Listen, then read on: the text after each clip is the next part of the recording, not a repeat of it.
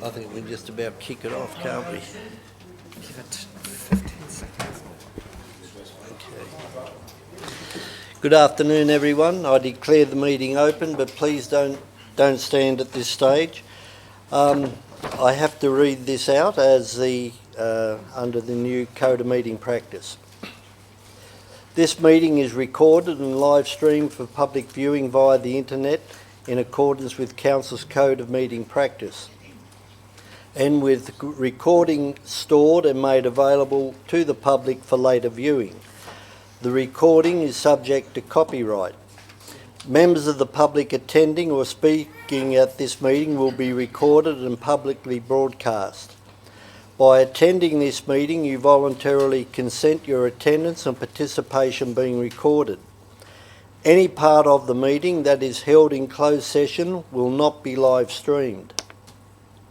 Council requests that everyone present is respectful and uses appropriate language, and Council does not accept liability for any defamatory, discriminatory or offensive comments that are made during the course of the meeting.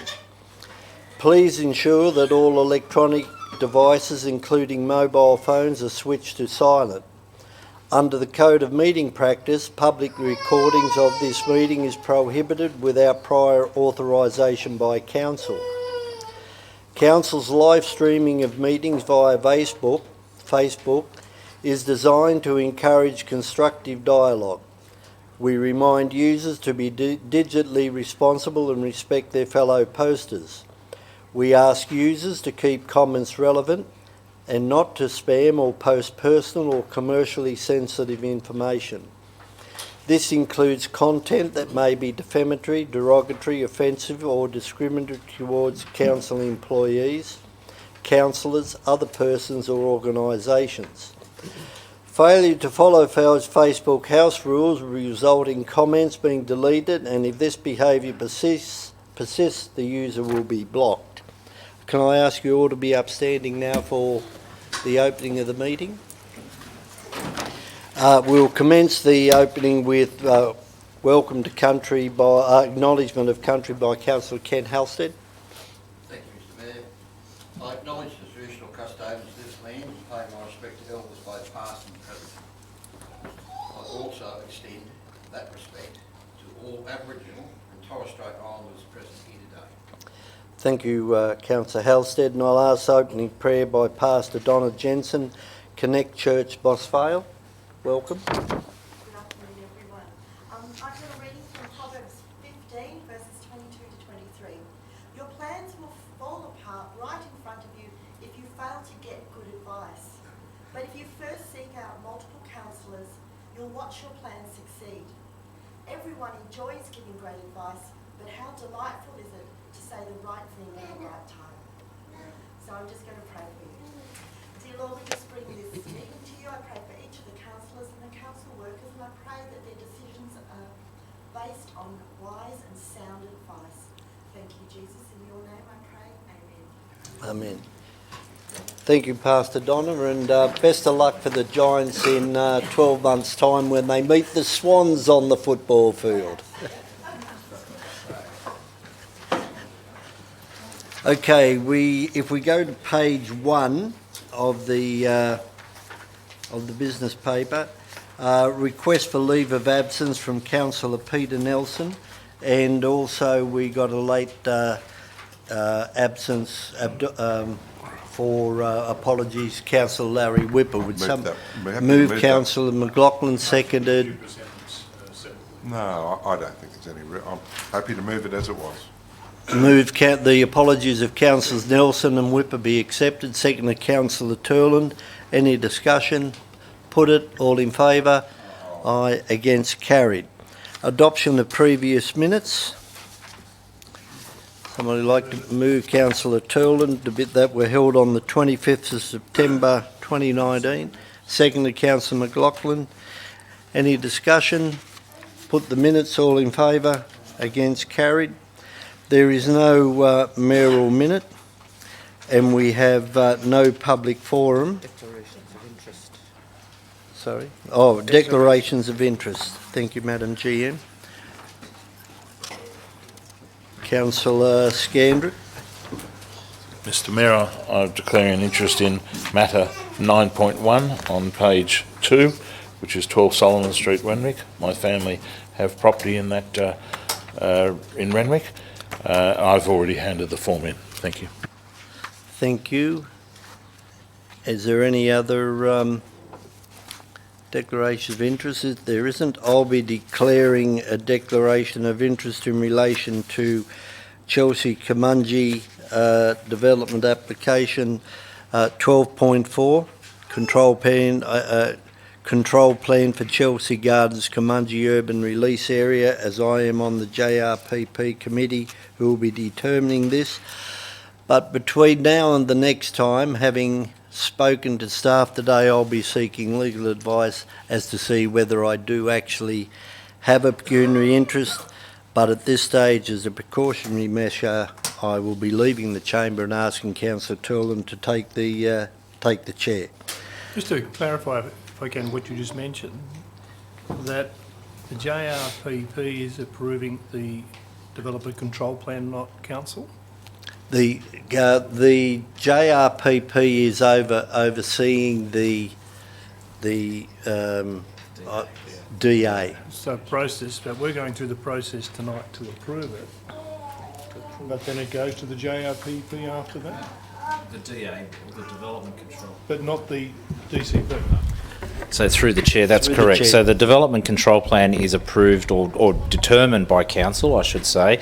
The development application will go to the joint regional planning panel. That just wanted to clarify that. So, as I say, for just to be on the safe side until I seek legal advice, then that's what I'll be doing. So we move to first item, which is Solomon Street 9.1 of Renwick. Now, we have an issue. We have two councillors who have will be leaving the chamber. As such, it cannot be debated because we won't have a quorum. So after discussion this morning or this afternoon with staff, who then contacted the OLG, Office of Local Government, determine on how this should be handled. The OLG's advice, with consultation with council, that we could delegate the DA, determination of the application, to staff. Now, that is not part of the recommendation, and if we don't do it this way, it will then have to be foregone again until we assume maybe November. So I'll ask, through you, General Manager, Mr Wilton, to introduce it, if he wouldn't mind. I think there should be no... Oh no, there'll be no discussion at all, sorry. Councillors need to debate the We- delegation. I'll move Yes. the recommendation. Okay, so again, there will be no discussion. We are only moving the recommendation that is before us. Otherwise, councillors will have to leave the chamber. Mr Mayor, if I ask the question here, is that we have people going to speak for and against it, should they be allowed to speak? No. And No. not at all? No. Well, that doesn't give them a fair hearing. They need No, to have well, a voice. otherwise the chamber will be empty of two councillors. We will not have a quorum, and as such, the matter can't be discussed. But we're not voting on it anyway. It's that we're No, delegating I'm the ruling. No, I am ruling on the recommendation that the matter be delegated to staff to be dealt with. That is the recommendation. So can I add to the objector and the applicant, can they meet with staff then? No objector? No. Oh, that's another development. It's seconded by Councillor Andrews. Are you moving it? I've moved it, yep. Second it. So everybody who may be here, or those who may be here to hear that, it has been discussed prior, and that was the way we felt we could and go forward to see the matter resolved. So I put the recommendation. All in favour, please raise your hands. Carried unanimously. We now move on to 9.2, which is development application 19-1645, dual occupancy detached and subsequent subdivision to create 2 lots, 40 St James Fairfax Circuit, with the recommendations from staff that it be approved. And on this one, I'll ask through the General Manager, Mr Wilton, if you wouldn't mind introducing the item, please. Through the Chair, the purpose of this report is to consider DA 19-1645, which seeks development consent for the purpose of a detached dual occupancy and also a 2-lot subdivision at 40 Sir James Fairfax Circuit, Barrel. The land is zoned R2 residential, and dual occupancies are permitted with development consent in the zone, and subdivisions associated with an approved dual occupancy are permitted in accordance with clause 7.2 of the LEP, provided that utility infrastructure such as water and sewer is available to the site. The site does occupy an area of 1,070 square metres and is gently sloping towards the front of the site. The building topology throughout the Retford Park estate is primarily single residential dwellings of both single-storey and also double-storey construction. The merits of the proposal seeks to construct a 1 single-storey 4-bedroom dwelling and also a double-storey 4-bedroom dwelling on the proposed 500 and 570 square metre lots respectively. Development is also compliant in terms of the LEP and DCP controls. The proposal was neighbour notified between the 5th and the 21st of June 2019. Council did receive 12 submissions during that period.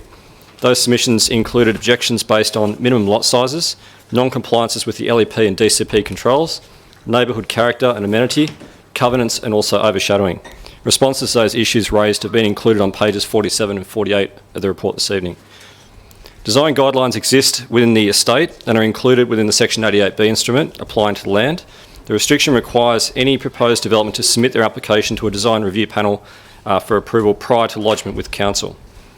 Clause 1.8 of the Local Environment Plan does not require Council to consider covenants, and accordingly it's a private matter between the landowner and also the developer of the subdivision. Following the assessment of the proposal, Council staff have recommended approval, subject to conditions of consent on this occasion. Thank you. And before no questions to staff, I'll ask for the objector to come forward. I had a question. No questions to You're not staff at allowing. this stage. I'll allow that after we've dealt with the objector and the. If you come up this way.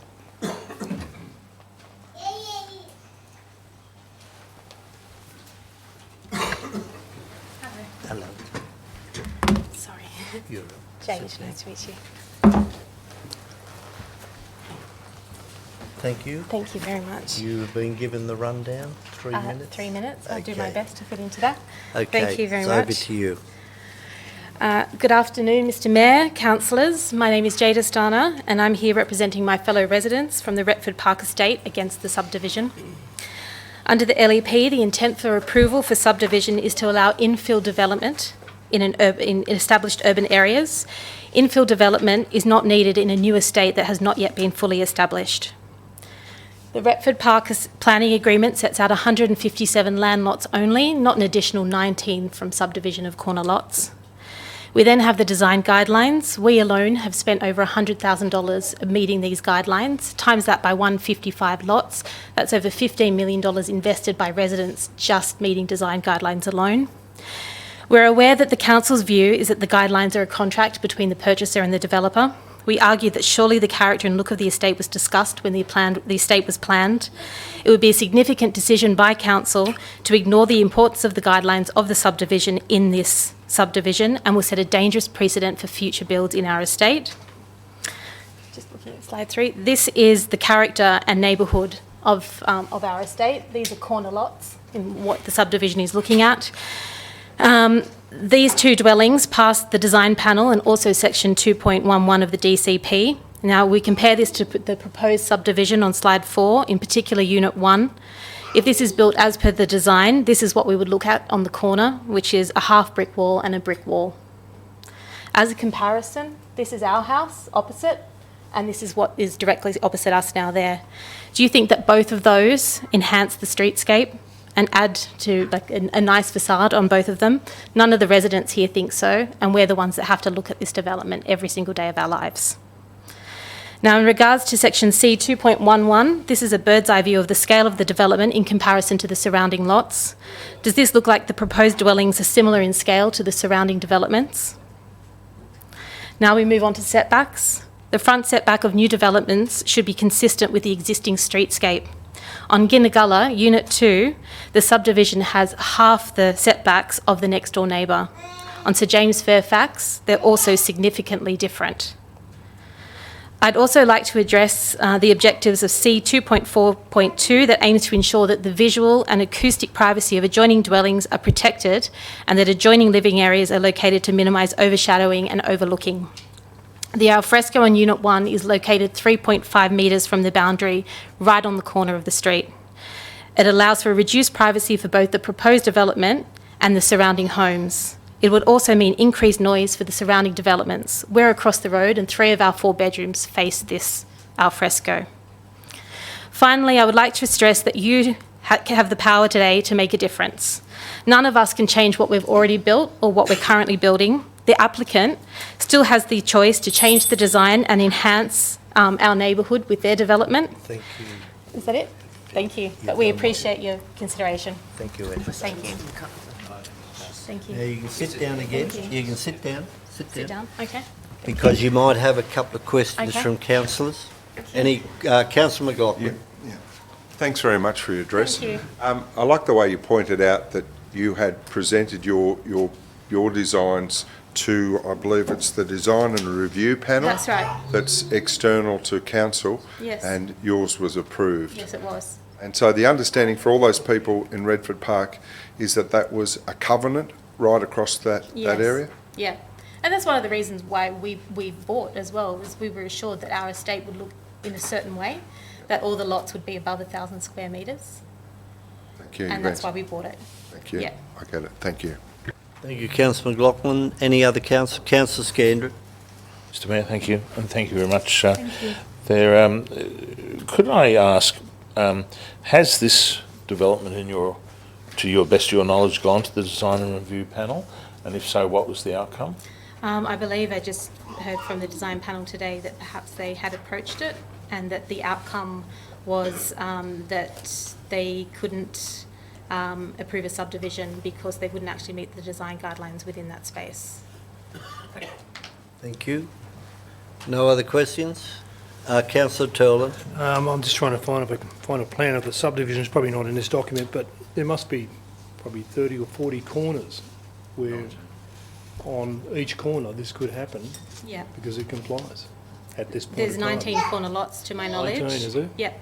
19 corners where, We could subdivide that into 2, and I believe there's a corner lot of 2,000 square metres, and I do wonder whether that would be allowed to be subdivided 4 times yeah, to I've got, 500 square metre blocks. there's a lot of them. No other questions? Thank you. Thank you very much. Appreciate Thank you it. this Thank you very much. We've got Mr Paul Samolsky, who will speak in favour of the development.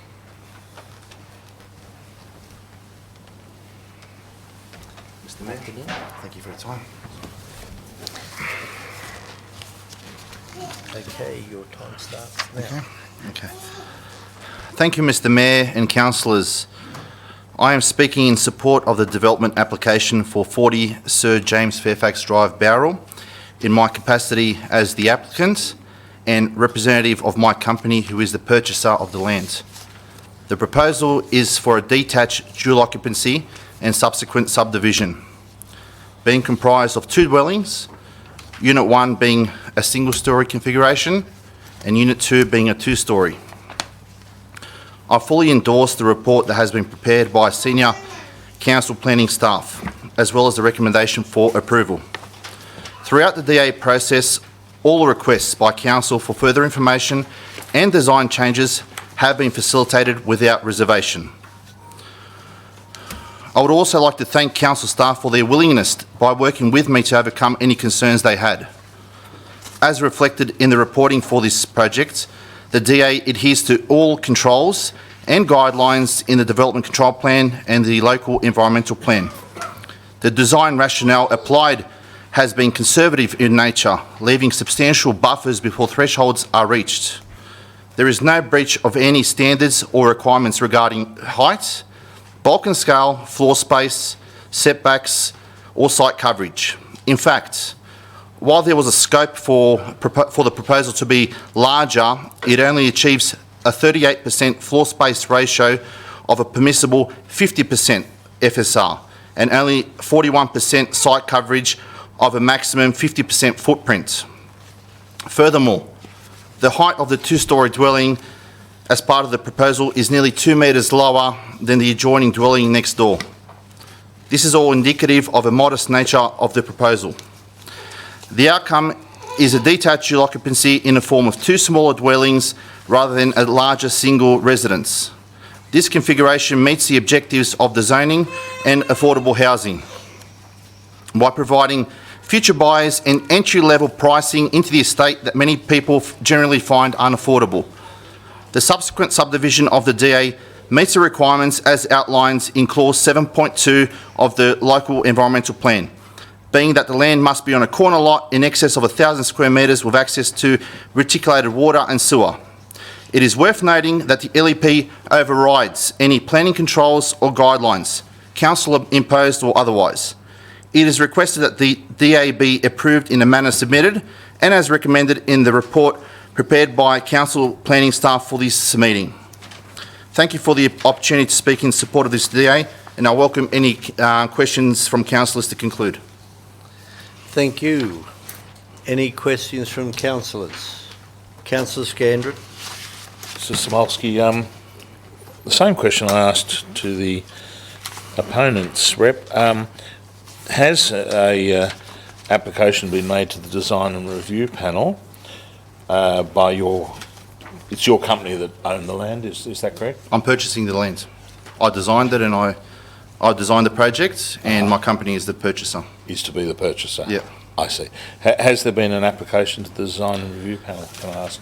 Yeah, look, while clause 1.9a of the LEP overrides any private agreements such as estate guidelines, and there is no obligation within the 88B instrument that requires an estate approval prior to lodgement to a consent authority, the estate has in fact been approached, and discrepancies between the estate guidelines and council controls were addressed by all variations being granted that I requested to enable the design scheme.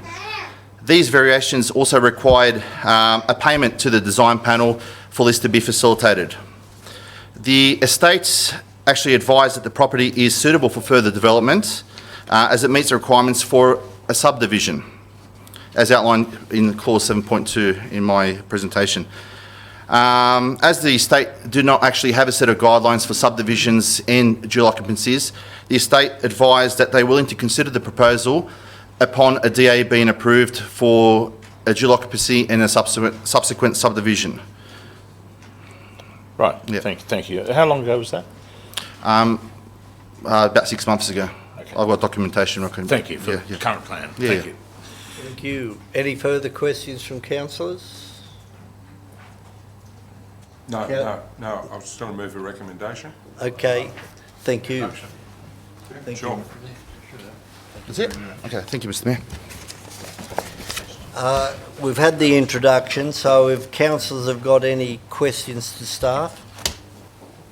Councillor McLaughlin? Questions? Well, I did have one, but I think I'll leave that. I've just got to unless someone else Okay, has got a I'm question. after questions at this stage. I note you have a recommendation. Councillor Scandrett. Through you, Mr Mayor, can I ask of Mr Wilton, you've heard my questions, Mr Wilton, of the applicant and the objectors. Could you just elaborate on the Section 88B instrument that's there at the moment and how who it is in favour of, and why we don't have, I'm not putting words in your mouth, but do we have a Section 88B in favour of council? Could you just go there and the design and review panel theme as well, thanks. Through the chair, Mr. Wilton. as part of the subdivision process, the developers set up what they call an 88B instrument over the land, which is a restriction on the title which requires any future proponent or developer seeking to build a house in that estate to then provide their plans to to the developer or the design review panel that they have established in order for them to review those plans and provide feedback. Essentially, at the end of the day, because that restriction on the title is in favour of the developer and not in favour of council, it's up to the developer to then enforce that agreement should they wish to do so. The appropriate mechanism for that to be enforced is through the courts, the Supreme Court, and it's not a matter or consideration that council considers. Thank you. Councillor Turland. So if the design review panel, through the chair to Mr Wilton, refuses any development, where does that put council in its position to approve it or refuse it? Do they have any legal right to refuse a design? It's just a panel. Mr Wilton, through you, General Manager. Through the chair. Again, that's a private matter between the developer and the landowner. At the end of the day, there's a provision in the LEP which suspends any covenants relating to the land. Should the developer seek to enforce that agreement, that's a matter between the two parties. Councillor Halstead. Yeah, to Mr Wilton. With the question of covenants, I think you've elaborated reasonably well, but I would imagine that like every other covenant on every other subdivision that I've had anything to do with over a long period of time, that the right exists not only to the developer, but also to every individual landowner that purchased a lot in that subdivision. Is that the case in this one? Because that's normally the procedure, not just the developer. Through you, Madam General Manager, Mr Wilton. Through the chair, in relation to Retford Park West, I understand it's in favour of the developer and not in favour of each individual landowner. In relation to Retford Park East, I think it's established differently. I think it was established with the developer and also the lot owners as well. Before you do, I have a question to Mr Wilton, through you, General Manager. In relation to the alteration of the DCP, Development Control Plan for Renwick and Redford Park, Council was aware that these developments were taking place to try and overrule our, to take advantage of the corner block for dual occupancies. Is the changing of the DCP going to restrict further, as was alluded to by Councillor Turland, stop further dual occupancy applications for the remainder of this development? Through the chair, there was one amendment that was made to the Renwick DCP in relation to two-storey dwellings. There was no amendment that was made to the Retford Park DCP. However, I do note that there was some amendments made some time ago in relation to if a lot was, say, 2,000 square metres, you wouldn't be able to subdivide it into 1,000 square metres and then re-subdivide it again. There's only one chance at that. And those amendments were made, I think, at the end of last year. Thank you. Just to clarify that. Councillor McLaughlin. Thank you, Mr Mayor. Look, I'll be moving option 2, which is that Council determined that this development application be refused. If I get a seconder, I'll give the reasons and I'll speak to it. Before you go further, do you have a seconder? Councillor Halstead. Thank you, Councillor Halstead. Basically, councillors, what we've got here, this is a loophole that that's been exploited. In my opinion, I think all those people that bought these blocks, Mr Mayor, would have been aware of the covenant with regarding this site, and I think it's really something that I'm concerned about, that either the residents or the landowner has to spend tens of thousands of dollars in court to enforce his covenant. And I think the proposal by James Fairfax and what he left for this community was for a high-end development, and we've heard today from the residents here that have spent money, designs to create a certain amount of amenity. And I think these people are entitled to have an amenity that was perceived by this overall master plan. It was never envisaged that someone would find a loophole where they could put a subdivision and a subdivision. We're not talking about that. If we designed it to be 400 square blocks, that would have been fine. That's not what our master plan, and we did it here, council. This council did this to create a certain amenity in Barrow. So the reasons I'm giving is the Bolton scale. Councillors, The reasons I'm giving here is that it's the bulk and scale, and also it's out of character with the existing development. okay, so just hold it there, you can stay at your feet. Yep. So to the minute taker, so it'll be point 1, and the reasons, the following reasons are bulk and scale. Correct. That's, mark that as 1, thank you. I think I've got here out of character with the existing development. I think that's sort of what we're hearing from the residents, and I agree with that, Mr. Mayor. Is there any other councillor that feels there is another addition that can be added to point 3, as a point 3? Not in the public interest and also inconsistent with the aims of... Number 4, that's number 3. Not in the public interest, I would say, and now that's right, for inconsistent with the aims and objectives of the Exactly. objectives of the original development proposal. I wouldn't. I think that says enough, Okay. Mr. Mayor. Yeah. All right. Anything else you wish to add? No, I think, yeah. Okay. Other councillors? Councillor Scandrett? Mr. Mayor, I'm very aware of, as Councillor McLaughlin pointed out, very aware of what people set out to be in this. This was going through as I came onto this council. We followed it with great interest. The other 18 opportunities concern me.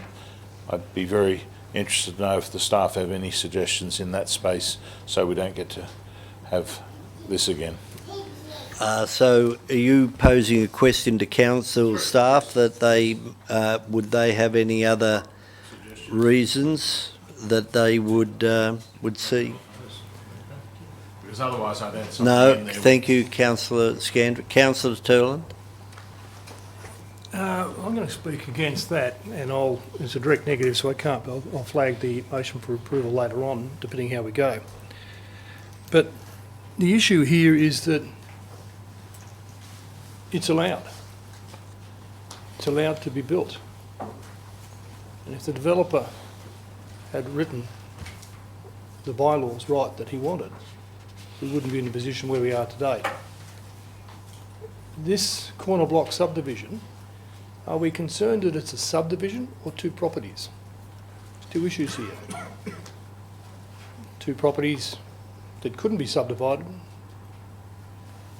It's a different process. Are we worried about the subdivision or worried about the 2 buildings on 1 property? I don't see it as bulk and scale, because somebody could build a home that big on that block, 1 home, and you wouldn't say anything. So are we more concerned about somebody being an opportunity to subdivide it? And we know now you can't subdivide anything 100,000 square metres. We've done that. We fixed the DCP right through all new subdivisions, Renwick and this one as well. So is it the subdivision we're concerned about? That somebody has the right to do it, and other 19 people, 18 other people have the same ability to do that? If they're over 1,000 square metres, this is 1,070 square metres, I think that was mentioned. Or is it because it's a dual occupancy? Now, dual occupancies were always put out by the state government to give a range of houses that people could live in. Why would we want the ability to be different out there than anywhere else for somebody, a single lady, Through to have the a chair, 2-bedroom please, house councillor. on a small block? Why would we deny them that? So I think we're getting confused here. We either are worried about somebody's making a little bit more money out of a subdivision, which they have every legal right to do, or is it 2 houses? I think a mixture of houses right through any subdivision or infill in the middle of town, same thing, should be allowed. East Barrel, all East Barrel has corner blocks, and there would be multiple dwellings on 2 blocks, or one block, 2 dwellings on 1 block already, because it complies. But I think where we actually wrapped up the loophole was it had to be over 1,000 square metres, and that was important. It's a little bit hypocritical having on a 500 square metre lot. Campbelltown and other areas in Sydney, I imagine they have these all over the place. So I'm not quite sure if we're on the right path here. Is it because it's going to be subdivided, or is it because there's 2 houses on 1 block of land? You know, one could buy a block of land right next door to on a 1,000 square metre and have a huge house. If you look at the photos that we've got on our documents here, some of those boundaries to the other houses are less than about 1.2 metres, no different than what this is. So is it just because it's 2 houses we're concerned? I think we should be looking at multiple opportunities for other people to be allowed to move into these sorts of developments. Why should we not allow a single lady or a single person? I don't think we have the right to. Thank you, Councillor Turl, and Councillor Andrews. Thank you, Mr Mayor. From the first day that I started this term of council in regard to development, I have always asked the same questions, and nothing was different this morning when we visited the site, and nothing is different in our briefings today. The covenant has been covered very clearly by staff this morning, as well as this evening in chamber here. There's no loophole. The developer's entitled to develop the dual occupancy as has been presented tonight. It's totally compliant. It's probably the main thing that interests me. I know neighbours are concerned about the look, and yeah, there'll always be different opinion about what they would prefer to look at. But this thing's compliant, it's permissible, and it should be allowed to go through. So I won't be supporting the motion. Thank you. Thank you. Any other councillors?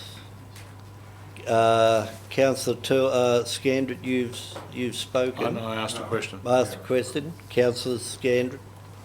Mr Mayor, as I said, when I came on this council 7 years ago, this estate was going through the process. We had various addresses from the developer and the developer's representatives in terms of the look and the feel of that estate.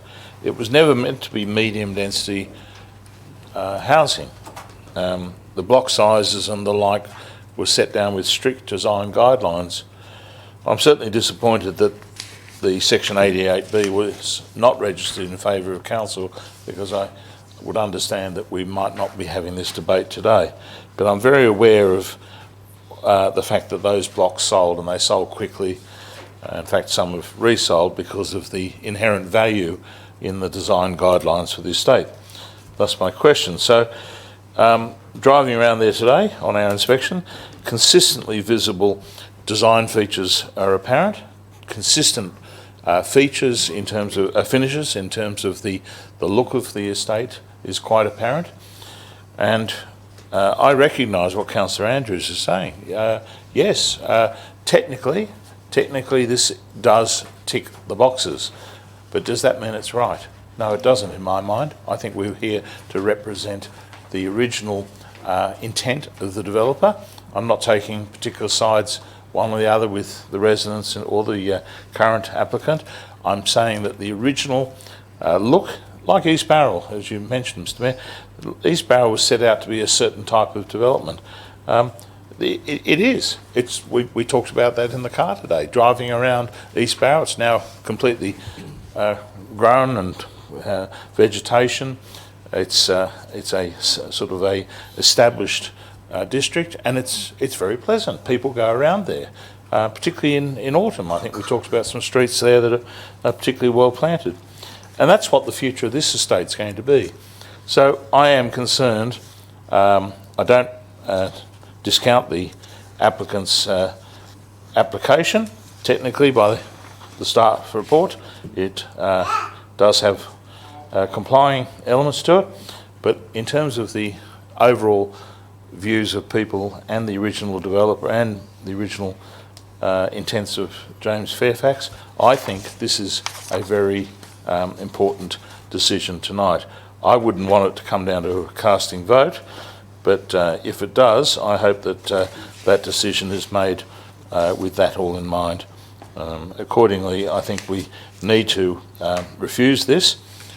Obviously the information that we don't have from the design review decision panel. That might be relevant, Mr Mayor. I mean, had this motion not gone up as we have it now, I probably would have moved for a deferment. Thank you. Any other speakers? And this is the time to members of the public when it is important that you have 9 representatives in the chamber as opposed to 6, because Councillor Scandrett has alluded that there will be a casting vote, and that will be me. And I am very vexed on this one, because I can understand the concerns of the residents. You move there for a purpose on large blocks, and your entitlements are as you signed on the document when you bought, with the understanding that even your plans for your house would have to go through a secondary process even before they got to council to have a satisfaction from the locality you bought in. And I don't do this very often, and I don't go against staff, because it all depends where this goes now with the applicant. We have other areas within the Shire that we have addressed with dual occupancies when the subdivision really wasn't designed for what is being tried to be placed on them.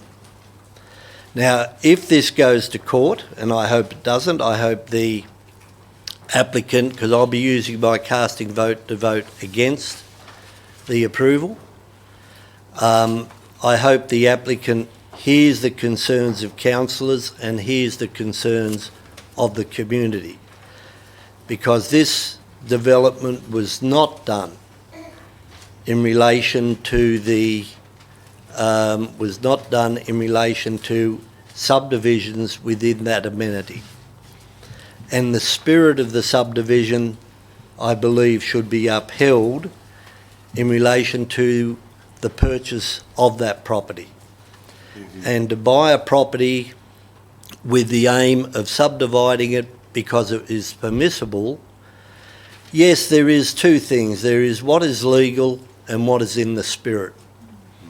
And I remember when this first came to council, I said this will be a premier development, because it is part of a premier part of Australia, Barrel, and recognised throughout Australia under the National Trust. So I'm going to vote against it using my casting vote before the hands go up, so everybody knows which way I'm going. Can I get my right of reply? And you will have now your right of reply. Thanks, Mr Mayor, and it's good to hear. I don't think you'll need your casting vote, but I think what you've said is very apt. We do have loopholes. We have the intention of what we plan to do on this site, as Councillor Halstead said, and I think the covenant is the wrong way round. Instead of the community have to paying tens of thousands of dollars to uphold the covenant, the developer who wants to find a loophole through it, they're the people that should spend tens of thousands if they think they've got a chance at doing a subdivision. That's how I see it.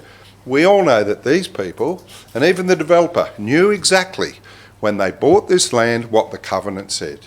And if you don't abide by a covenant's got no value at all, because you're putting it on the community to spend tens of thousands of dollars or hundreds of thousands of dollars in a court battle to stop what initially was never ever the intention. So, Mr Mayor, I don't think you'll have to use I hope you don't have to, because I think we might have the numbers on this, because you're right. The intention of this was it to be a premier development, not to look at how we can cut off and make a bit more money and put more people in. We have got sites in this Shire where you can build on smaller lots. And as Councillor Turlin knows, that if a single lady wants to live somewhere, they can find that sort of accommodation in small lots. So it's not something that we don't provide a mix in this shire for those type of people, but in this particular area, we did put a covenant on. And those bigger blocks, and we all grew up on quarter-acre blocks, now they're considered huge blocks. They were the norm when we were kids, weren't they? They were the norm. And we're finding little blocks being cut up all over the place. No, Mr Mayor, look, they might take it somewhere else. If they want to spend their money taking it somewhere else, that's up to them. But I'm glad to see that you're not going to support this. I mean, the staff have got to make the decision on what is allowable. Okay, it's allowable, but as you said, there was never the intention for this to be a subdivision for a money-making scheme. So, thank you, and I hope that you'll support it, councillors, because, and I hope we've got the numbers. Thank you. There is no amendment. There will be, if it gets up, there will be as Councillor Turland has indicated, there will be a motion coming forward. You cannot have a direct negative against a recommendation, and that would be a direct negative. So I ask all those in favour of the recommendation as moved by... The motion, not the motion. Yeah, no, it's the motion moved by Councillor McLaughlin and seconded Councillor Halstead to raise their hand. Planning matter. So it's a planning matter, so it must be voted for. Councillors Scandrett, Halstead, McLaughlin and Gare. Those against? Councillors Andrews and Turland. I declare the motion carried. And now I put the motion, all in favour of... well, we've done the motion. There is no amendment that was moved. So we now move on to page 11.1, proposed lease of Mittagong...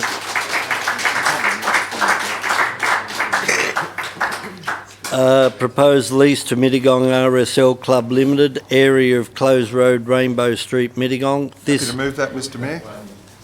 And this move Councillor Andrews, second to Councillor McLaughlin. You've got your light on, Councillor McLaughlin. Then I put, this has been an ongoing issue for quite a number of years. I put it, all in favour, against, carried. Proposed 11.2, page 79, proposed road closure of Part Road Reserve Railway Parade, Balmoral. Move Councillor McLaughlin, seconded Councillor Scandrett. Is there any discussion? It's been moved and seconded. Any discussion? Put it. All in favour? Those against? Carried. 11.4. Application for 11.3. How did I get that? 11.3. Proposed Part Road closure, corner of Queen Street and Gladstone Street, Bowral. Move Councillor Scandrett, seconded Councillor McLaughlin. You want a little information. Councillor, who's going to introduce this one? Mr. Paul. Or you? I thought it was Mr. Pepping. Well, it's a bit In both camps. in both camps, I guess, Mr Mayor. The report before you really is a property matter. As has been alluded to, it's seeking council's approval to allow for... Please, sorry, Mr. Paul, can we have a bit of quiet, please? a part road closure on the corner of Queen and Gladstone Streets in Bowral. It's basically to facilitate a retaining wall that encroaches onto the road reserve. Thank you, please. If there's any discussion, can we have it out of the chambers, please?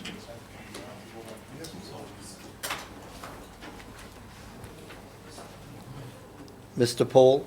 So as councillors would no doubt be aware, the development on the site adjacent to this particular request for this road closure has been a matter that's, I guess, been of concern to councillors and staff for quite some time in terms of the retaining wall structures that were built there. Council officers have, I think, reached a good outcome there in terms of the developer removing and redesigning those retaining walls, but on the particular corner here, the retaining walls there, I think, are, at least in part, are historic in nature. They're not something that was put there originally by the developer. So we're recommending that council accede to this request. Councillor Turlin? Is it fair to say that this bit of land that the developer is actually getting use of to promote his development should be paying for the use of that land? I mean, council has an obligation, as you said in briefing, that if we want a bit of land, council needs a bit of land for a purpose, we have to pay for it. And so he needs a bit of land, he needs to pay for it. Mr Paul? Through you, Mr Mayor. That's a matter for council. The area of land, I guess, is not great. We would need to get that valued, and if council was of a mind to seek some compensation for that, we'd obviously need to go back to the developer and have that conversation. The fact of the matter is, when council's on the other side of the fence, if you like, and we're seeking to get access to land via easements, etc., 99.99 times out of 100, we pay all the costs and we also pay compensation. Okay, no other... Councillor House? Yeah, just a minor matter. We need to be mindful of the fact too that some time ago, when it might have been before any of the staff that are here at the moment, I'm not sure, but a plan was endorsed as something the council would approve, and it did, in terms of the subdivision, if you like, the overall subdivision, and of course marked on it. Why it was put there you don't know, but you can speculate that this was identified and therefore then approved by staff. So I'm not pointing fingers anywhere, but I think we'd be in a good position at the moment, exactly what Barry said, not to pursue this one, because I think we would be found wanting, should it go anywhere else, and I don't think it would anyway. Yep. Okay, Councillor Scandrett. Question through you, Mr Mayor. Could Mr Paul give some comment on what it might cost to have it valued, our costs, just roughly? I remember Mr Mooney giving us a cost on a matter recently. Thank you. Through you, Mr Mayor. If you wanted a formal valuation, I guess my feedback would be the valuation would quite possibly cost more than the value of the land. If you wanted an appraisal, which is a different matter, then that's a different approach. We have a recommendation. I'll move that recommendation. Move Councillor McLaughlin, seconded Councillor Andrews. Any discussion? We already had a second. Oh, we had a... Who will come? Oh, there it is, Councillor McLaughlin. Scandrett and McLaughlin that way. Sorry. Any discussion? Then I put it. All in favour, please raise your hand. Aye. We move over to page 11.6102. Oh, where's these numbers? Oh, it's transfer unnamed road.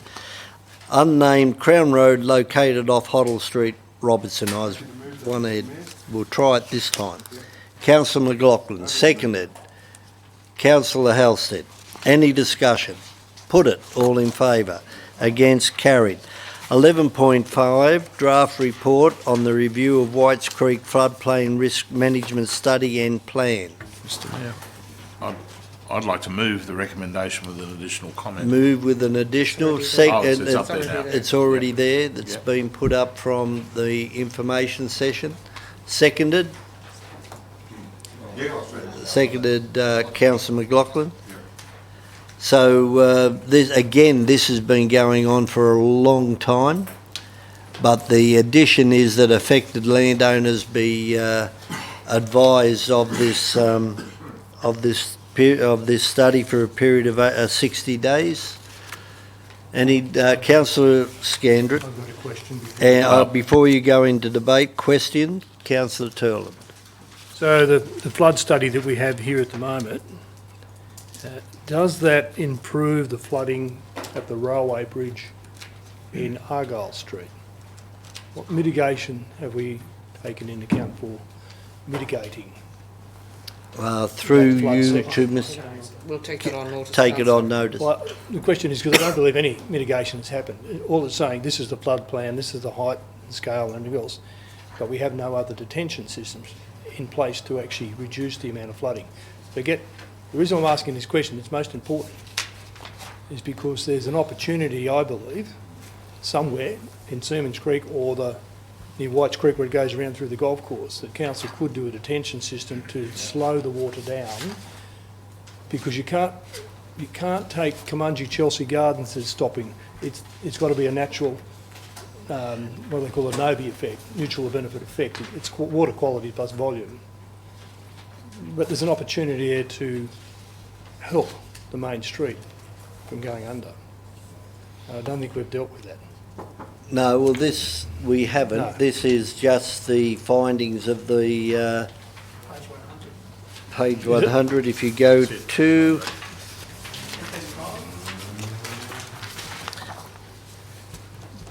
what number, Mr Paul? FM5. It's got the potential to upgrade the existing railway culverts near Argyle Street with Australian Rail Corporation. So that is, but that's yet to take place. But just to clarify, this is a study and a plan, and that includes those proposed works that are outlined on page 100.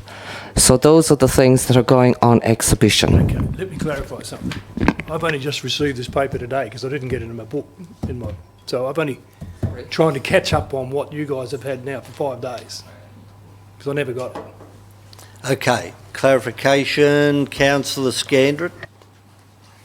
Thank you, Mr Mayor. The reason I'm moving this is because it can move forward. On page 98, it says creek modification options, including vegetation management and channel reshaping, were considered. However, we're found to have negligible impacts during large floods. I think this is worthy of going out. I'm pleased to see item 2 up there, which means we'll be writing to the postal address of all affected landowners in that catchment, as defined by the 1 in 100 map. That's fantastic. In terms of Chelsea Kumunji and Councillor Turlin's comments there, I think that's why this has to go out now. We've got the matter of Chelsea on further on today, but people need to be able to have a good look at this and understand what the impacts are. I mean, driving around today, we were looking at other places in the Shire which are subject to flooding maps, and they will be inundated in high floods, 1 in 100 floods, as this will be. So I think it's important that we get this out there so people moving into the district are aware of what's there. And the developers of Chelsea Kumunji, the owners of the golf course and people downstream from there in particular, will be able to have a look at this and look at the impacts on what they have with their properties. So that's why I'm moving it. Let's get it out. It's I know it's going out for 60 days, Mr Mayor, which I think's an appropriate time. Thank you, Councillor Halsey. Yes, Mr Mayor, I would assume that during this period of exhibition that our own staff also look at it. I know this has been a study done and it's been done by others effectively or ineffectively, whatever else. I think it's effectively. One of the things may well be that in that upgrading, that in lieu of the upgrading could be a small detention pond somewhere, because that often saves the problem of uprooting a whole box culvert across the main road. I don't know, so I don't think any of the options should be closed off. But I guess what I'm really trying to say there, without putting a number 3 in there, is that hopefully you're listening, and Barry's probably listening, is that our own guys, who are quite capable, by the way, a couple of them there, look at this and think that when they look at that one that you've mentioned already, Barry, that, you know, one of the things I might look at is a small detention in there, because I think they've probably made the assumption here that all's going to be good upstream, because whatever's done up there, including Kumunji, etc., will have all on-site detention. With all the best wishes in the world, let me tell you, I've seen the 1 in 500 come through Bowral in a very small area. You don't cope for that ever. So you're probably coping for the 1 in 100, which is what they'll be logically doing up at Kumunji Chelsea Gardens. So, you know, to have something sitting here as a reserve, and quite frankly, I think there's an alternative to actually doing something with the culvert. You might be able to get away with it. So, for example, whilst ever you're retaining something, or detaining, whatever you want to call it, retaining is what it is in a detention pond, then it will then allow it out slower, and you'll have a smaller amount, which means the current culvert might well be adequate. Now, I'm not saying I've done a study on it, I haven't, because someone else has, but I'm thinking our own guys should have a bit of a look at it and see whether they've got something else in their memory bank or think tank that might be even better than what's here. Thank you, Councillor Halstead. Councillor Turlin. Page 96. Look at Argyle Street, Main Street of Moss Vale. Half of it's underwater. We've now acknowledged we know the area is going to go underwater. And it would seem we're spending $60,000 on the investigation of a detention. Investigation. We know it's going underwater. It's a 2-year program. We've acknowledged half the town, Main Street and other properties are going to be affected. I would think now this document, even as going on public exhibition, has devalued those properties who could go underwater. I remember the case back in previous councils where it was concerned about putting it on the 149 certificate. This will now have to be on the 149 certificate. If it's not already, I'm not quite sure. It probably is, but we need to control it. We have an opportunity now to try and solve the problem, not in 2 years' time. We should be going to the state to determine where we can build a detention system, which is what we've done in Barrel, which has taken 30 years to get the detention nearly organised. But it was designed 30 years ago to slow the water up in Barrel. Here we know the situation on page 96. I don't think we've got time to muck around with it. I think we need to get onto a detention system somewhere, which is what I mentioned, up near the golf course in the park, earlier than later. Can I just draw your attention to that one? If you look at that one. Councillor Earl, I know Halstead. you haven't had a business paper, but that's a possible maximum ever flood on that one. So I don't take away from what you've said, but the one that everyone will be aiming at is the one on the following page. It's still going to affect some properties, but we need to get that into perspective there. That's basically 1 in 500 versus 1 in 100. Okay. So let's not lose sight of what this is doing. It is to put out there for a public exhibition, and no doubt we'll get comment back. And as most people who have been around here a long time can remember, the water coming up into virtually up into Leighton Gardens. So it's not as though it hasn't happened before, but this is the review. This is the review, and it's been touched up with better computer modelling than what was done prior. But yes, you're right, Councillor Turlin. There is a 1 in 100 year flood. There is a lot of, as in Berrima and Barrel and Mittagong and everywhere else. So we will put it out on exhibition. Councillor Scandrett, are you Summing up. summing up? Thank you. Well, maybe the answer, councillors, is that when this goes out, I imagine that property owners all the way along the maximum flood map will be looking at their own situation. And of course the Woolworths site on the corner down in Argyle Street and Lackey Road would be a perfect one for Lake Argyle, if you want to call it that. All right? I mean, we could have our own Lake Alexandra down here, complete with mobile kiosk on wheels and a lease income, but I digress, because that was the major issue with that Woolies development when the floods in June 2016 tore through this shire, a very waterlogged shire. I mean, we had sad episode in Rose Street up in Barrel.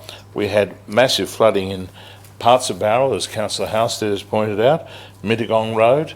Down here in Argyle Street, the water was up to the chemist and further, nearly lapping at the Whites, steps of Whites. So yes, Mr Mayor, right at Leighton Gardens, if you wish, because it was a maximum event. But I think this study will move things forward. They do move slowly, that's correct. 30 years to get the Barrel one sorted, and now we're planning the detention basin. But let's get it out there. Let's see what happens. For all I know, there might be a request for a community briefing on this. I think that'd be something that we should entertain. But let's get moving forward, particularly now there's upstream development. Thank you. And just as the GM whispered in my ear, there is a lot more documentation behind this Executive report. summary. An executive summary, yes. Okay, put the recommendation, all in favour, against, carried. Move to 11.6, page 102 this time. Bundanon and Wingecarribee Water Treatment Plant Clear Water Baffles Project. Can I ask for a bit of introduction on it? Can we have a quick introduction, Mr Paul?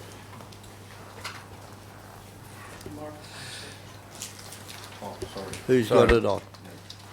Through you, Mr Mayor, the report before you this evening is seeking Council's concurrence basically to end a tender negotiation process. The tender came before Council earlier this year and we didn't accept any tenders, and Council actually resolved to allow staff to go away and negotiate with a preferred contractor. Subsequent to that, after further investigation of the clear water tank at the Sheepwash Road Water Treatment Plant, we basically put divers in to have a look at the structure before we proceeded to move into more detailed design of this work. We identified that the structure wasn't going to be able to structurally hold these baffles, so we've had to rethink that. So obviously we don't now wish to proceed with the works as proposed. Thank you. No, I'm happy to move this. Okay, so moved and seconded, Mr. Councillor McLaughlin and Halstead. No further discussion. Put it, all in favour. Those against, carried. We move 12.1, page 105, development applications determined from 27th of August to the 23rd of September 2019. Somebody move. Councillors Andrews and Turland. Any questions? Put it, all in favour. Those against, carried. 12.2, development applications received from 27 August until 23rd September. Move Councillor Halstead, seconded Councillor Turland. Any numbers to be brought out, councillors? We've done the ones that were raised in the briefing session of the run-through of the business paper. Yes. They've all been added. They've all been added. So the ones we've discussed have been put up there by staff. Thank you. Then I put that. All in favour, please say aye. Those against, carried. We move to 12.3, page 126, post-exhibition report regarding draft amendments to the provisions for senior housing controls. Do you want an introduction, Mr Pepping? Through you, Madam General Manager. Through the General Manager, the purpose of this report is to bring to Council the matter following public exhibition of the provisions to amend the development control plans across the Shire, so in each of the towns and the villages, to just tidy up some of the provisions relating to developments for seniors living developments. Provisions for seniors living development. So it became apparent that the state environmental planning policy didn't apply as it currently is written to the Wingecarribee Shire. So the purpose of this was just to tidy that up. The intent is that the design criteria embedded in that state environmental planning policy will still be considered as part of the development application process. There was no submissions, one submission I think that I'm aware of. Questions from Councillor Scandrett? Mr Mayor, through you to Mr Pepping or Mr Wilton. This, I think, became quite topical after the Colo Vale Seniors Living Development in Orchard Street, number 2 Orchard, I think. Could you just comment on what these amendments will contribute towards that debate in the future? Through the General Manager, this particular issue was apparent well before the Colo Vale Seniors Living Development. The Department of Planning had given us an indication that they were going to modify the state environmental planning policy under the particular schedule that said that councils with water or seniors living developments did not apply in water catchment areas. Now, the department still hasn't undertaken that amendment. Our local environmental plan still allows seniors living developments in the low density residential zone. So, to answer your question, Councillor, the Colo Vale development would have had no effect, or the provisions would have no effect on that particular development. Thank you, Councillor McLaughlin. Yes, sort of, it's a little bit away from this, Mr Mayor, but it's just to do with seniors living. No. No, it's nothing that you'd get upset about, believe me. I'm just... All right, okay. Ask just hear me. the question. Yeah, the question is, my understanding is, Mr Mayor, when this was first set out for seniors by the department, it was that there'd be proper infrastructure in place to support seniors living. In other words, in our far-flung villages, that's all fine, but they had to have, like amenities to, transport, doctors. Councillor McLaughlin, your question. I mean, what I'm saying is, we're saying it's allowable, but when it first came out, my understanding was the question is, does that still apply? That seniors living really has to be catered for with all those, all that support mechanism. So you wouldn't throw someone in Canyon Lee. That's your question. Okay. That's your question. I get 3 minutes next time, I'll try it. Is there a degree of relevance to the matter that we are considering? The simple answer is yes, it still applies. Thank you. Nothing like, as Councillor Halstead has said, the quick question, Councillor McLaughlin. Councillor Toole. So, is it the DCP or the SEP that overrules, or it's now tidying up both issues? Through the General Manager, the state environmental planning policy does not apply for the permissibility of seniors living in Wingecarribee in the water catchment areas. Okay. The local environmental plan permits seniors living in a low density or a medium density zone. The development control plan calls on the design criteria under the SET to assess applications against. Not in terms of the permissibility of it, it's just the assessment of them. So the assessment of the criteria Yes. is what we're going to use and put in our platform. Correct, yes. It's just to... Yes. You got it? Right. So that was moved by, can we go down? It hasn't been moved yet. We had an introduction. Move Councillor Turlin and Andrews. Is there any discussion now? Put it, all in favour. Those against, carried. I'll ask Councillor Turlin to take the chair to deal with 12.4 Development Control Plan Chelsea Gardens.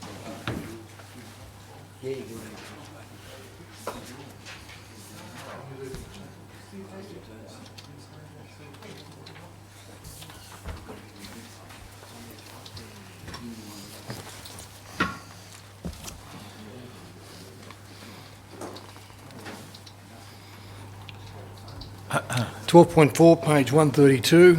Question, Mr Chair.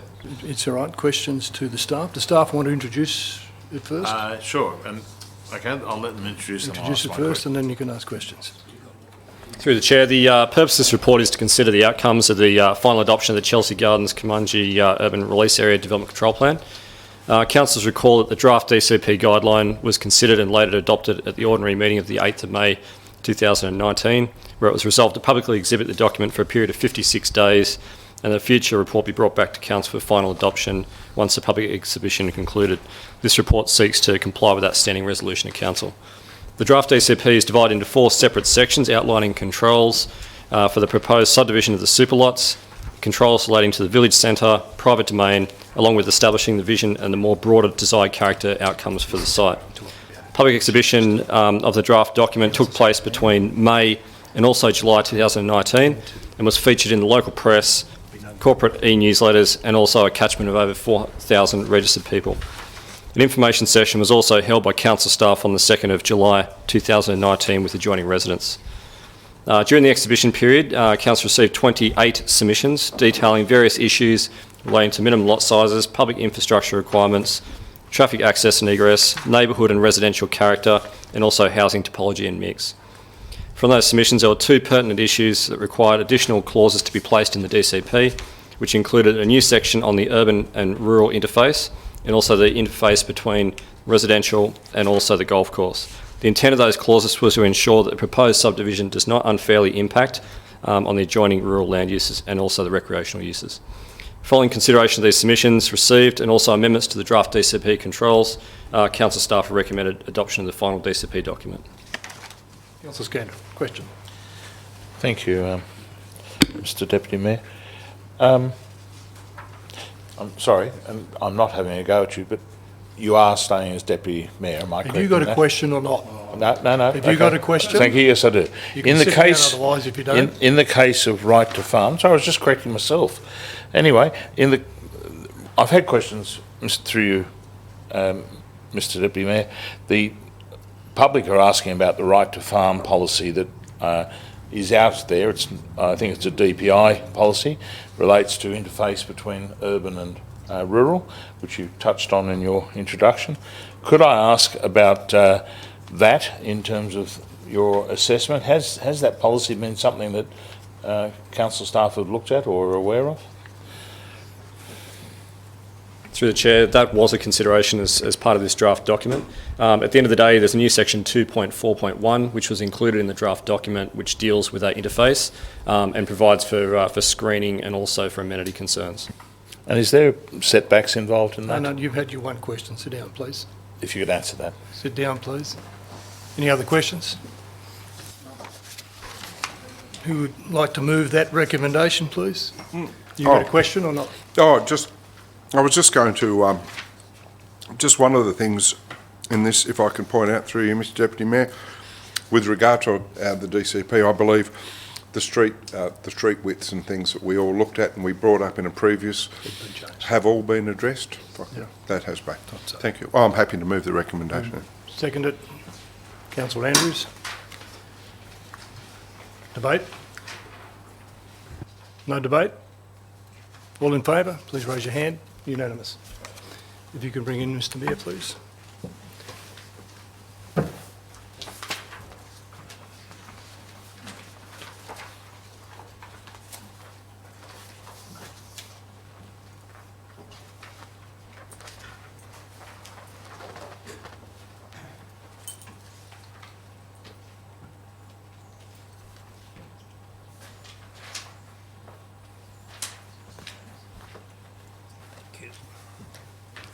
Can I just ask a question if I can, please? Yes.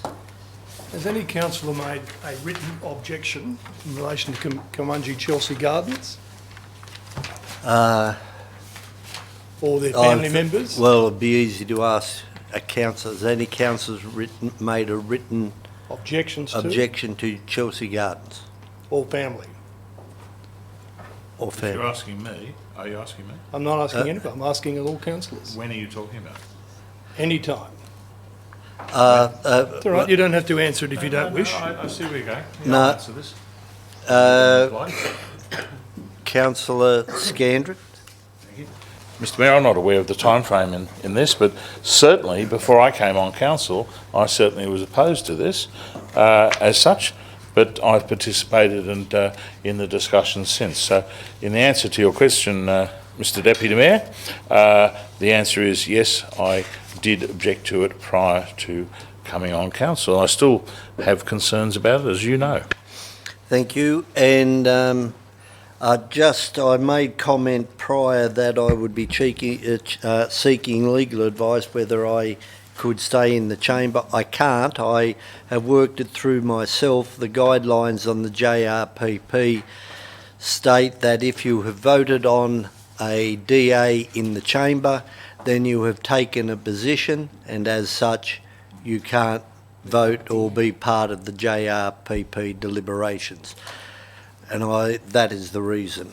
So, Can I just clarify, is to not have a predetermined position, is that the reason why? no, once on a DA. That's right, which is what this is. This is what a Not to DA. have a predetermined position. So I haven't had any voting. Exactly. No council is to have a predetermined position until the information's been put to the public.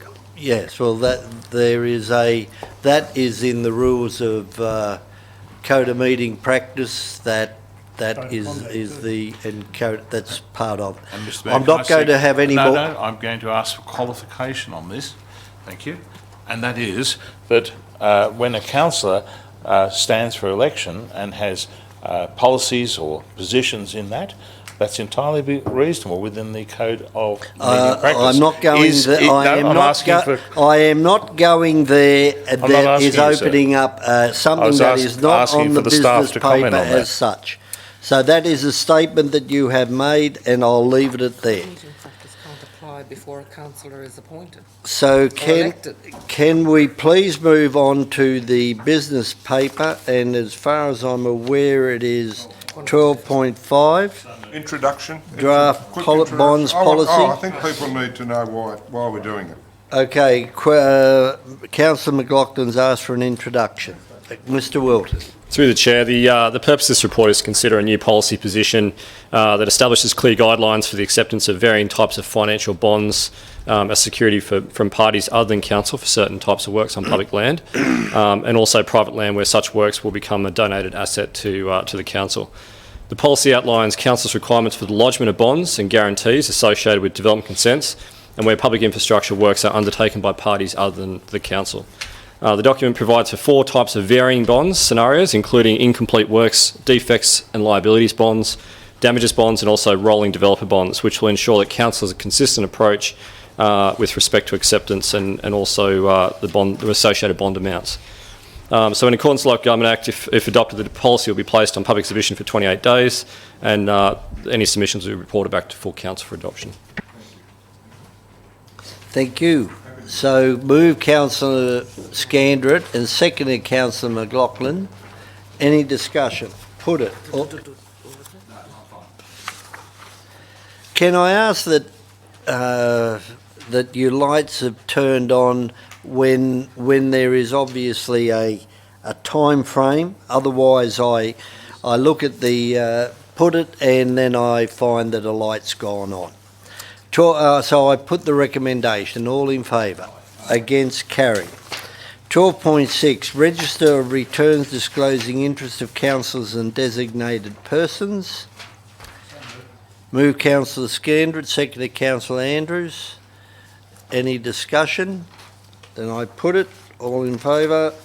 Against? Carried. Page 162, 16.1, minutes of Heritage Advisory Committee meeting, moved by Councillor McLaughlin, seconded Councillor Halstead. Any discussion to the minutes and the of the Heritage Committee? And I put that. All in favour? Against? Carried. We go to notices of motion. Councillor Scandrett, portable kiosk, 18.1. Councillor Scandrett.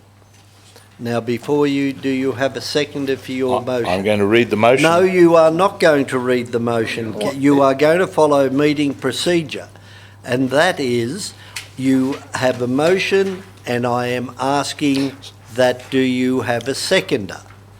Yeah, I'll second it. I'd like to know that this is all. Okay, then you have a seconder. I thought I might get Councillor Andrews. that. Yes, thank you, Councillor Andrews. Well, councillors, contrary to a rather, honestly, the radio report on this morning was less than intelligent. I have to say. I didn't say which radio, Mr. Mayor. Scandrett, No, it was. leading. I'm just saying. I'm going. Have I got my time, Mr. You Mayor? have your time, Thank you. Councillor Scandrett. So I ask that the staff provide a report, this is in plain English, for the possible provision for lease of a site. Not a building, not a portable kiosk or anything, the lease of a site. And that what rent it might return, and such report to include suitable leasing terms, hours, connection to services, rent, waste management and so on. Because we're trying to do economic development in the Shire. We've just had record visitations to Tulip Time, record, and people, I think, would like to visit some of our other features, and Lake Alexandra is certainly one of the top, unless we build one here at Mossvale. I mean, the opportunity to go down to the lake and have a refreshment and a sandwich, which is all I'm talking about, is already there, contrary to any comments that were made this morning, because there are already mobile coffee vans and caravans and so on, food vans already down there. All I'm seeking is a way of perhaps tidying those up. So I thought, right, I'll just ask for a report. I haven't asked for a decision on it. I've just asked for a report. So anyone who wants to speak against that today, it's just a report. It's not to say let's go forward or not go forward with it, it's just a report. And yes, years ago there was some discussion about this, I think some 20 or 30 years ago when the lake was upgraded, in terms of facilities. It wasn't quite 20 or 30. Where was it? It was In probably... my time. Yeah, Was it? When was it, probably please? 15 years ago. Thank you. But of course, as you all know, we have an approval down there, a plan of management and the like on the northern side for actually a regional art gallery. I'm not going there with this. This is not about that. But if you ever want to have, a food facility, it has already been covered by that on the northern side, not on the southern side, by that plan of management. I'm not in that space. I'm talking about the fact that there are food opportunities going on down there. They don't do it with. They don't have power. They don't have water or wastewater or any of those facilities. So I thought, right, I'll ask for a report. And I'm hoping, councillors, that you'll just say, yeah, let's find out what it's about down there, whether it could be an earner. I mean, for example, Mr Mayor, I don't think it would operate much in winter. I just don't, right? And I think the free market we live in this Shire isn't about saving shops up in Mittagong or McDonald's nearby or any of that. I've talked to you about waste management. That includes rubbish management, wrappings and the like. I've been to a number of functions down there where there are portable food vans, kiosks, the like, in the car park, providing those informally to those functions, gatherings and the like. And I think you can extrapolate from that we should look at whether this is worthy of a report. Thank you, Councillor Scandrett. Councillor Turlett. Well, it's for a site, but the motion is for a portable kiosk. In the vicinity. No. Councillor Scandrett. So here we're going to spend our money, council's money, public money, on connecting a site to something that's not built yet, not designed, not approved, for the connection and a lease and a management and rent and waste. How are we going to get power to it? Oh, we'll put 16. Point of order. No, there's no... Point of order. No, excuse me, Councillor Scandrett. It says a there report. Is... Councillor Scandrett, Can't speak English or read it. there is no point of order. Maybe you can't write it properly. You Look, can't write, yeah. You are... you can't You write are allowed to express your opinion, Councillor Scandrett. just like the Councillor truth, Turland, Mr. Mayor, as you often say. I will be taking stronger action in a minute. Councillor Turland. So we're going to waste public money on a report, councillors' time and effort to do all this for 20 weeks a year at the best, if we're lucky. Maybe weekends will be the busiest. I mean, it's just not viable.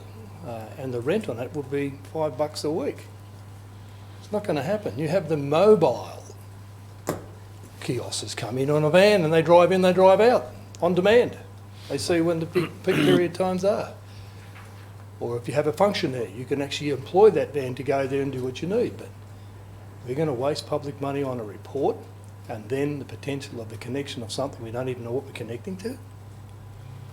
This is electioneering. That's what this is. This is saying, this is exactly where No we're going point with of the election order. in There next is year. a councillor. I thought this kiosk was all about. Councillor Kiosk was Turland. all about council telling what we're doing for the public. We've had this portable kiosk thing all around the Shire that we would move it around and say, this is what we're going to do in your area. This came up before, but now we're actually going to put food in it. Not just what we're going to do in the area, we're going to put food in there as well and drinks. Maybe alcohol could be sold from there too. Oh, it's amazing what could happen here. Nappy changing rooms, you can just see how big it's going to get soon. Councillor Halstead. Yeah, it's riveting. I'm just watching the two staff over there and I'm thinking, my God, they're thinking, why am I sitting here? I'm hoping that Councillor Andrews' second is just for the purpose of debate, or to let the person say something, because I don't think I've heard anything quite as disastrous as this. If you go down there on a regular basis, Councillor, these two, I don't need. No. If you go down there any time during the week at all, you'll see this is a place of tranquility and used by individuals. And my God, you know what? I think if there are organisations or units of whatever it is going down there on a regular or irregular basis, they've got to be controlled, to be quite frank.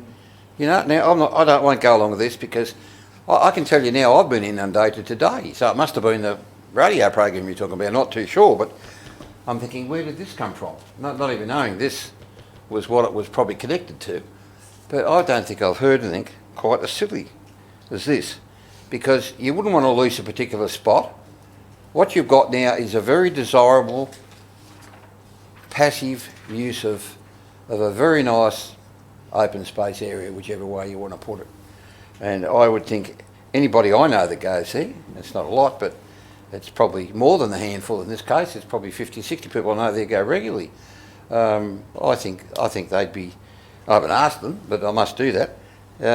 I think they'd be staggered to hear that this was a proposal to put something down there on a permanent basis, or even a spot where someone can come and just get in there. I mean, this does not, or should not, see the light of day, in my opinion, in terms of anything, report or anything else about this going down. I know that staff at the moment are looking at that area, as they do look at parks like this or recreation areas like this all the time. So I know that Greg Bray's indicated that he's looking at something just in a normal routine, if you like, review of things. But not this that I'm aware of. I'm sure that what he was talking about wasn't one of these.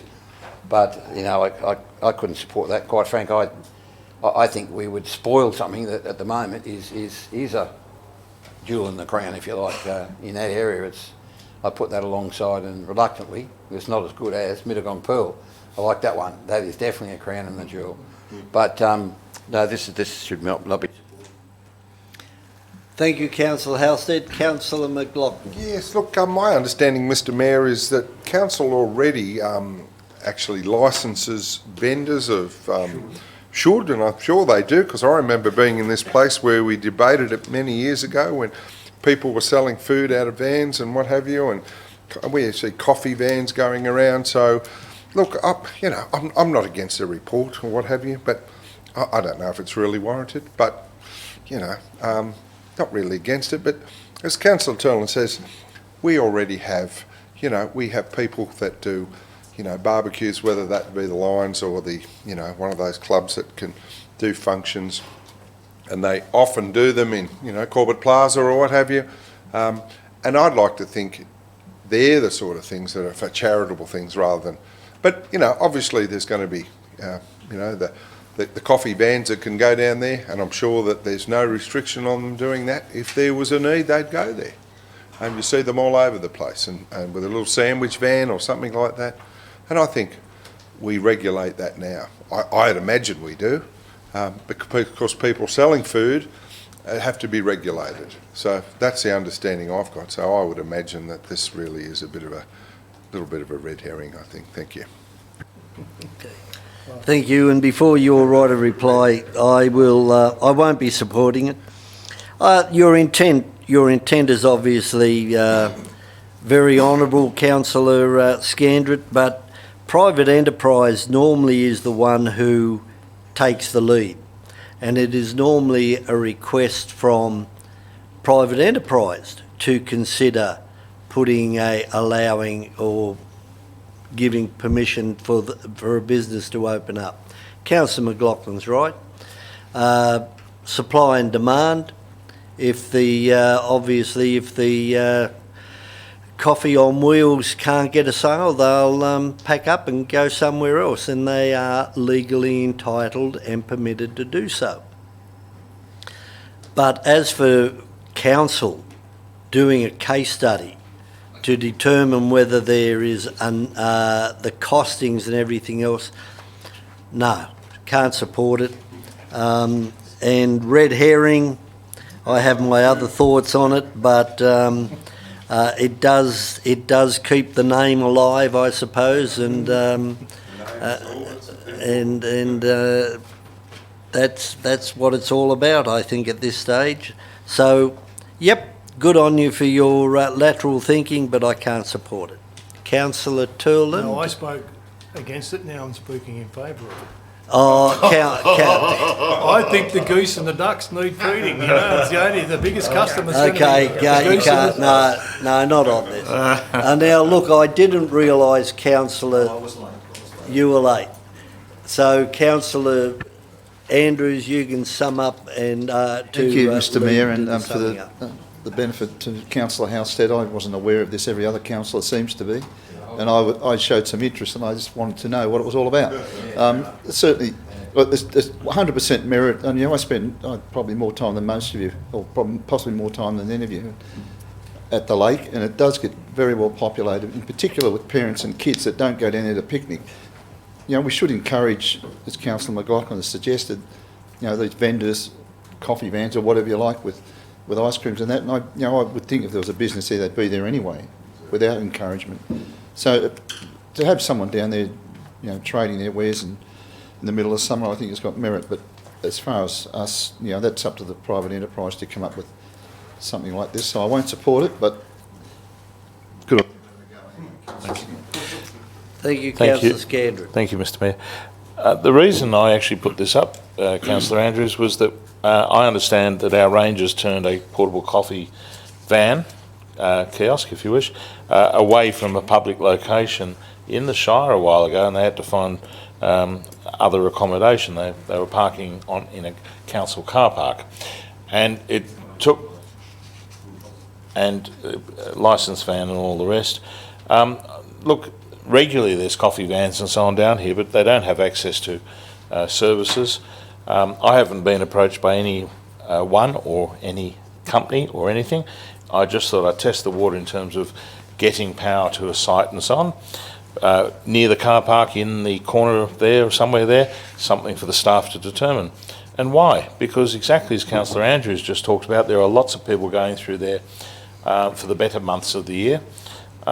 And free market, yes, Councillor McLaughlin, I think that would operate in the cooler months as that does with the coffee vans and food vans that go around our industrial areas and so on. I was just saying, okay, councillors, we're trying to do some economic activity, places to go, go and get Granny out of the nursing home, take her for a drive down to Lake Alexandra, buy her a cup of tea and a little lamington and sit there on the bench and have a look at the ducks or whatever. And I'm not thinking about feeding the ducks, because if you were aware of that, Councillor, the national parks specifically advise against feeding ducks, particularly bread and the like, to them. Yes, indeed, Councillor Deputy Mayor, because look, I remember you telling me how you used a speedboat around that lake many years ago around the island. That was before you were a Deputy Mayor, but this is simply a facilitating it. So the alternate thing just applies, Mr Mayor, and that is, if we're not going to make provision for an approved parking spot there, if you wish, or site, for a food van that is paying a rent to us, income to be spent against the park, which I think would have merit, some income there, then what's next? Are we going to turn away the coffee vans down there like we did at this other car park? I'm quite happy to tell the GM afterwards where, and the Deputy GM, Mr Paul, where that was, because I was quite appalled at that. Okay, thank you. We'll put it to the vote. We'll see where it goes. Oh, no doubt we will, Councillor Scandrett. Everyone in favour of the motion, please raise your hand. Those against? I declare the motion lost. 18.2, Notice of Motion 37/2019, Introduction to Local Government and Councillor Candidate Workshops, put forward by Councillor Scandrett. No, we're going to see if there's a mover, a seconder for the motion first. So Councillor Scandrett is moving it. Is there a seconder for the motion? Then I declare the motion not going forward. Wow, what happened to supporting new blood in the council at that last meeting? The motion... hey? Thank you, Councillor. It lapses through the want of a seconder. I thought we were going to try and encourage young people and women, wasn't it? Okay, I declare Is there any other urgent business matter of urgency than, question? Nothing in the, totally wrong. I want people to stand against me. There you go. And you, and all of us. Councillor Andrews. Yeah, rather than a statement, I'll construe it as a question. I find with interest the comment from staff that what's proposed there, that will go, that will happen. Staff are currently preparing a program. That's the question Thank you. I was going to ask you. Thank you. You've already said it's going to happen. Yes. Well, you can ask it now, seeing there's no, and I declare no. Excuse me. I declare the meeting closed. Oh, gee.